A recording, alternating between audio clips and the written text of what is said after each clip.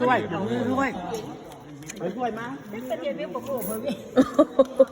ก็อย่าแหละเก็บเอาถ้วยเลยเอาถ้วยไปมาเด้อจ้ากินข้าวน้ำกันเด้อวันนี้วันพระเด้อจ้าเด้อวันนี้วันพระจ้ามีแต่คนสวยๆงามๆเด้อจ้าวันพระ15 ค่ำจ้าน้ำบนก็ไปเอาจานนั่นแหละ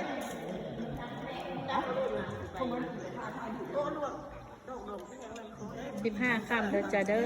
อทุกวันพระจะมารวมกันทุกวันเลยจ้า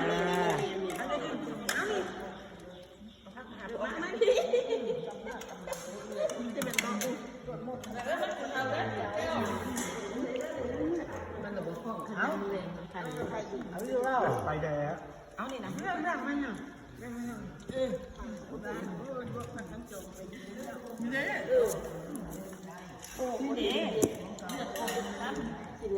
ทุกวันพระจะมารวมกัน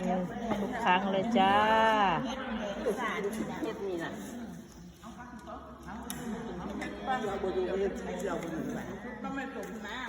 ช่วยช่วย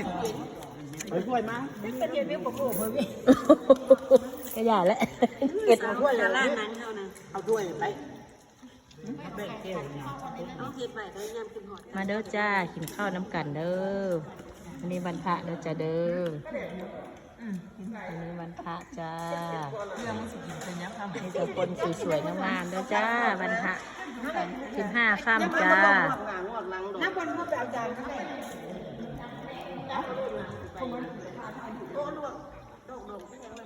15 ค่ำเด้อจ้าเด้อทุกวันพระจะมารวมกันทุกวันเลยจ้า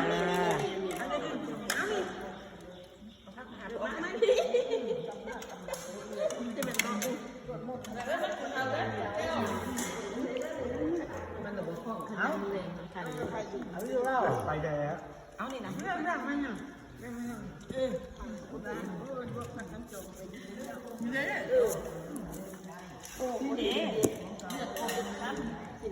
ทุกวันพระจะมารวมกัน